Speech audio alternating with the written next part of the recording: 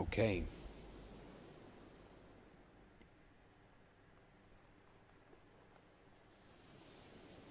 Hopefully you're taking the time for yourself to relax.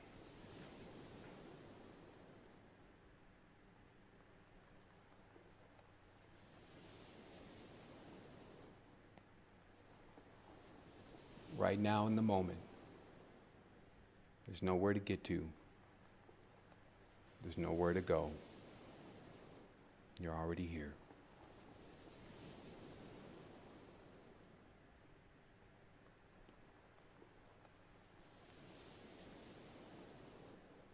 See, when you truly care about someone and you truly care about something, you don't want to imitate.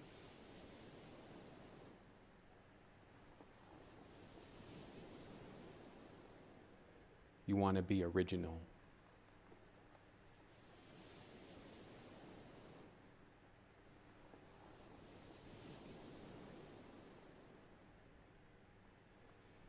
And for you to reach originality, for you to reach the point that you can access your true self as a real creator, is what you seek.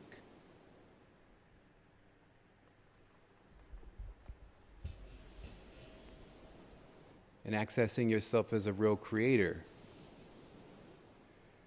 has everything to do with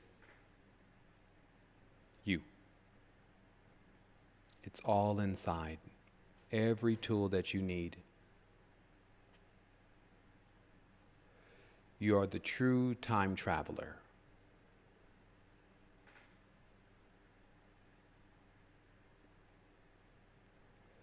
When you think of the place that you want to go, you arrive there.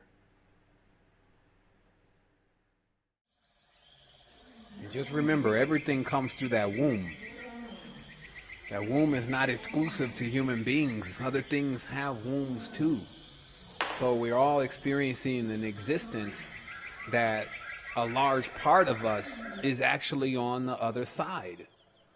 And so that's why when we define someone by the small part of what you see, you can be so mistaken.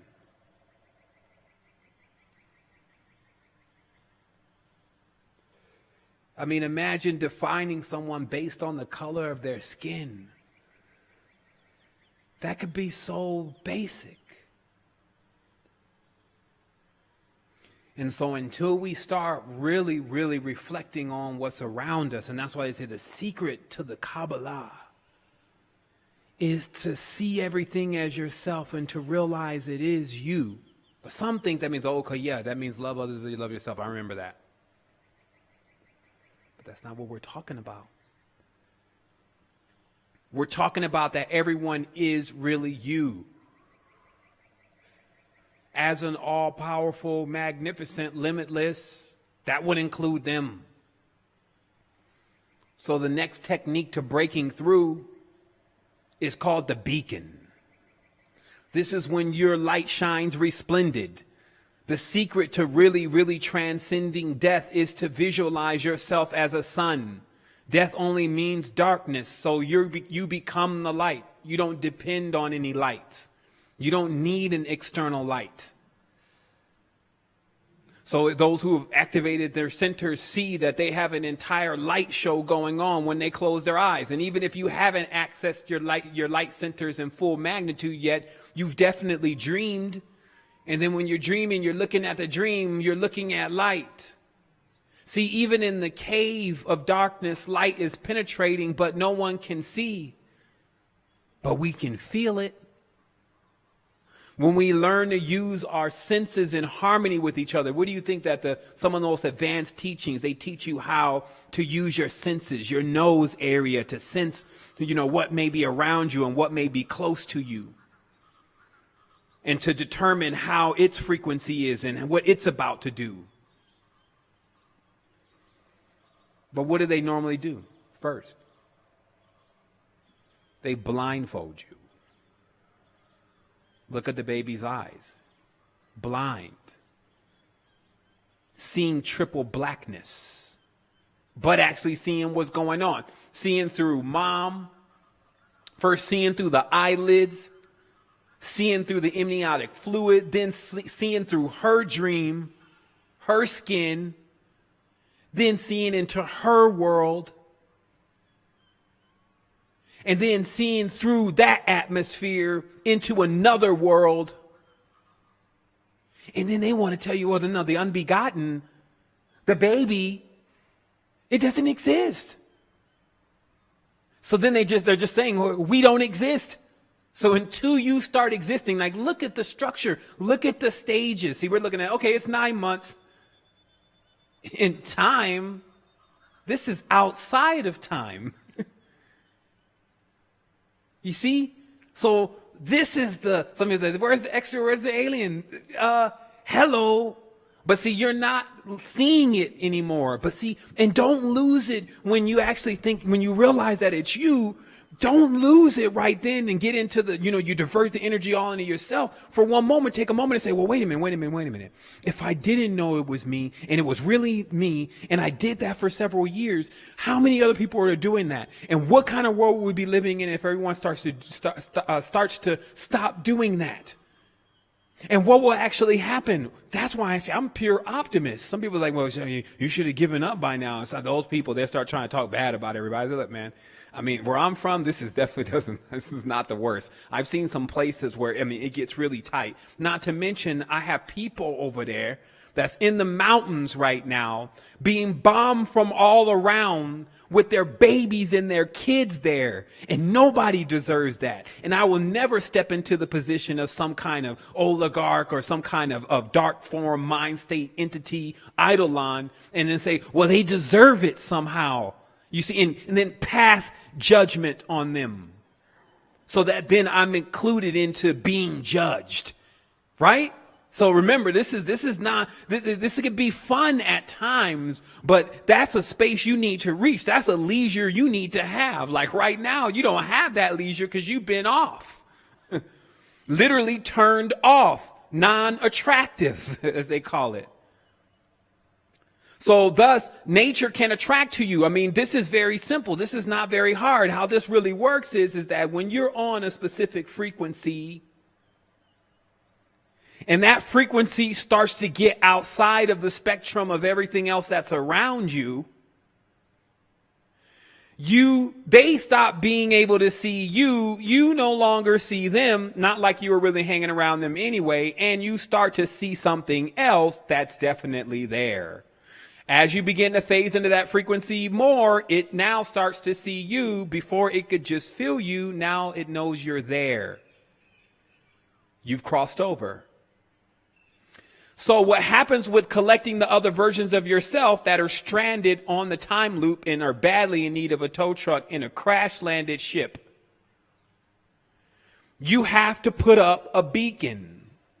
And how you put up a beacon is when you bring up your vibration in your body through the breathing and through a numerous amount of alchemical techniques that we found on the dimension. And then you perfect your consciousness so that it's symmetric by understanding supersymmetry. Let me just explain it. How do you make your mind symmetric? Well, first of all, you can't make something it already is. So that's the first part. The second part is to understand supersymmetry, meaning that what you could be seeing that doesn't look that great to you, if you saw the bigger picture, you would actually see how there's a diametric opposition on the other side, meaning the exact opposite thing of actually happening when you can pull back off of it completely. So then it's your choice because you're already judged. You have to judge to even see it. Your first judgment by your eyes is already cast. So that's why the eye is basically the judge. It's going to cast judgment right away. But when you look deeper, that's the compassion we talk about. That's the compass to Zion. Now you're able to navigate. So then you have true horoscope. You're seeing clear, they call it. He's seeing clear. His dreams actually happen. Her dreams actually happen. Then once you're seeing clear, now you can go in through it. And like I said, it's GPS for the future. You know exactly where you're going. You can read the stars. This means that you're actually reading the essence of the particles and the information in which they're transmitting. And then when you interpret that, you know exactly what space you are. I was like, oh, I already know what kind of space I'm in. Like if you hit one of these places, like we're not devoid of these abilities. They're just rough right now. But you can jump into a place and know you're not supposed to be there. It's just like, yo, this is something gonna go down in here. I got to get out of here. You know, you get one of those clubs. I don't care. Again, these are laws. These are absolutes. They don't respect hues and grays.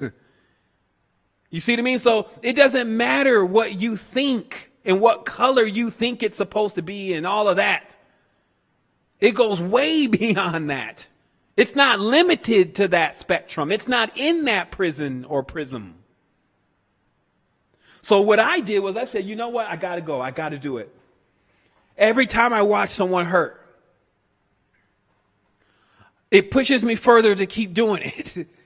Not just this message. I'm doing stuff off the camera. I'm doing stuff on the camera. You know, I got one person mainly working with me, one or two people. It's been 6-7 years.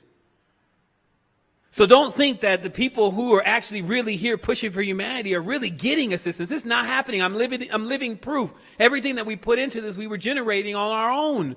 People are still observing, figuring out if they're going to make their move. But I tell you what, we're going to keep pushing. We're going to keep equipping you.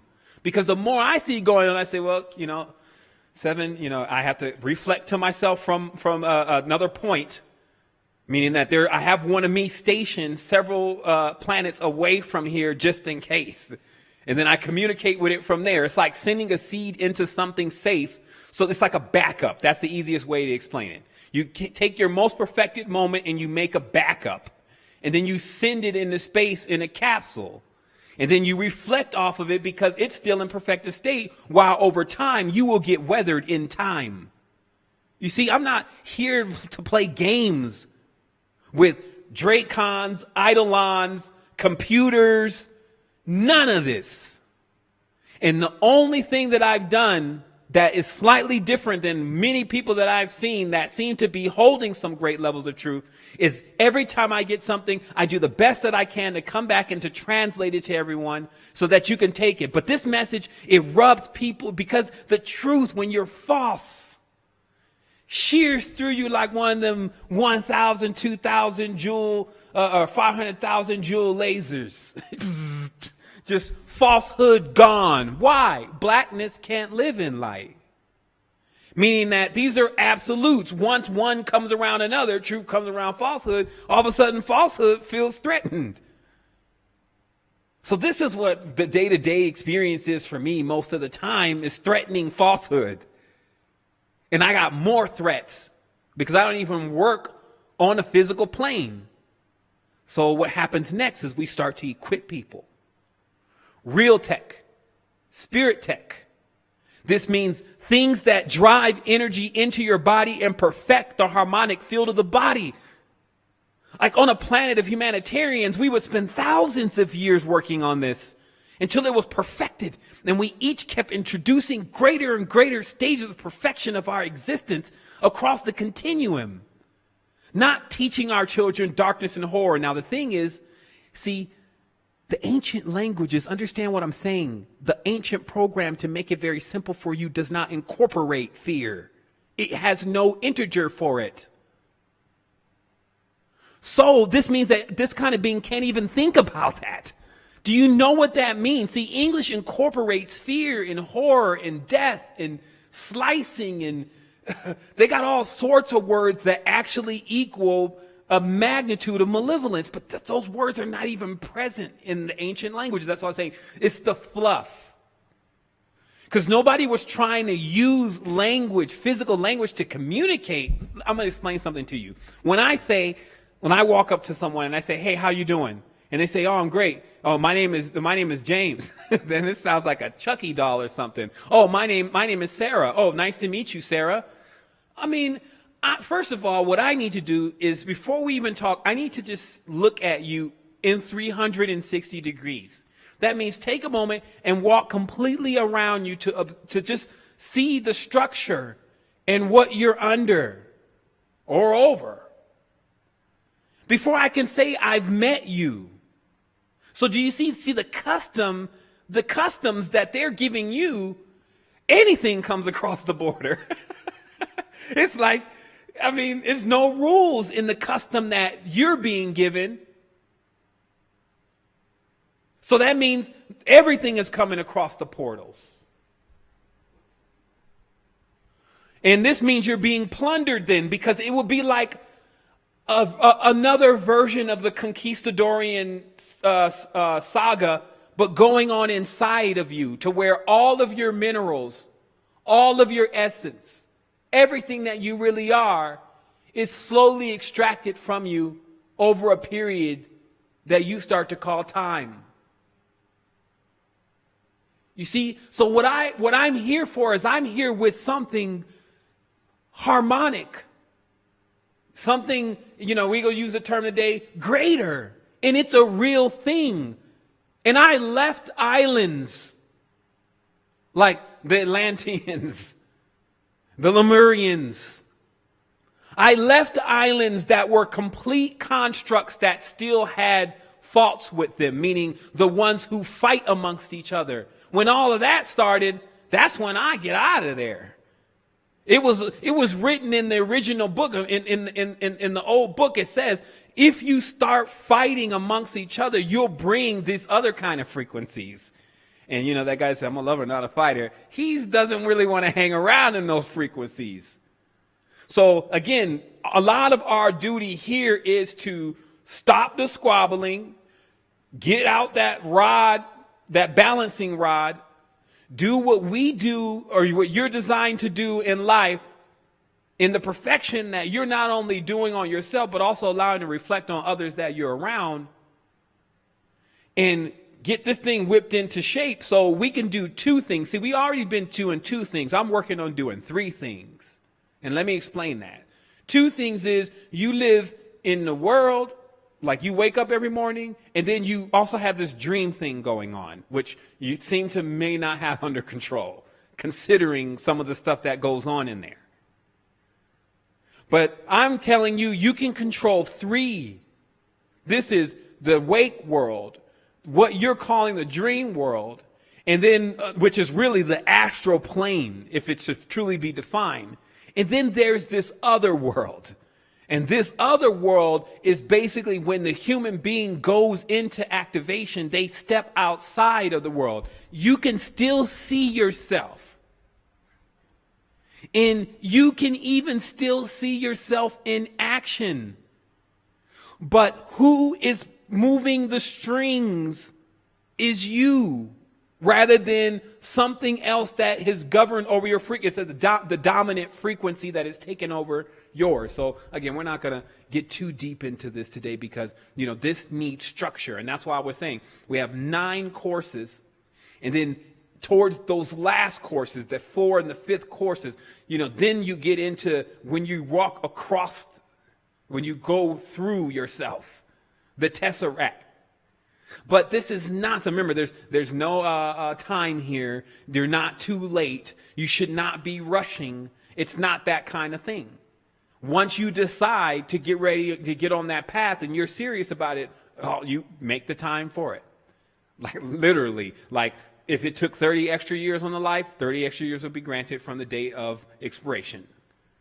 You start to actually see, because there are certain things like a child, you got to realize like a child, you give a child access to certain things. A child could maybe, they can get the toys and they can turn on the faucet and they can do certain things when they get to certain stages. So there are things that you have access to, which I can show you a lot of those things. And then those things work right away. They're very easy for you to do and very easy for you to accomplish. Like when you want to balance yourself by basically putting both poles together, what is the visual technique for that? It's the checkerboard. Either the black and white one if you find yourself to be gray, and a blue and red one if you find yourself to be hue. And once you do both of those, and some again stacked. So if once you do both of those, you're basically sending the signal into your body, balance sides. Balance sides, because I don't want to hear it. You set yourself up as judge over your own consciousness, not on everyone else. That's why we say master yourself.